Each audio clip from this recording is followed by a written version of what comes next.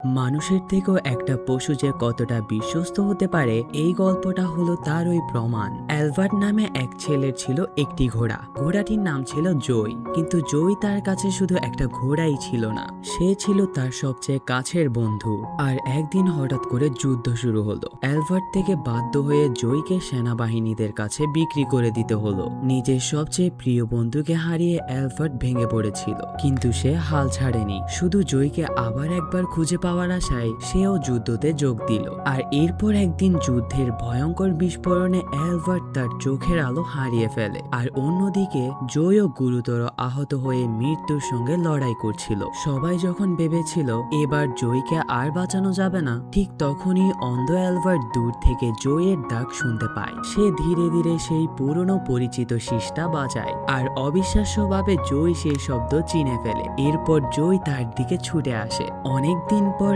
এক অন্ধ মালিক আর তার আহত ঘোড়া এবার একে অপরের কাছে ফিরে আসে। সেদিন শুধু অ্যালবার্ট আর জয়ই কাঁদেনি, তাদের দেখে যুদ্ধের মাঠে দাঁড়িয়ে থাকা অনেক সৈনিকদের চোখও ভিজে যায়। আর এরপর বন্ধুরা আমরা বুঝতে পারি সত্যিকারের ভালোবাসা আর বিশ্বস্ততা ভাষা বোঝে না, সেটা শুধু হৃদয়ে অনুভব করা যায়। আর আপনারা যদি পুরো গল্পটা শুনতে চান তাহলে আমাকে কমেন্টে বলুন এবং সাবস্ক্রাইব করুন। ধন্যবাদ।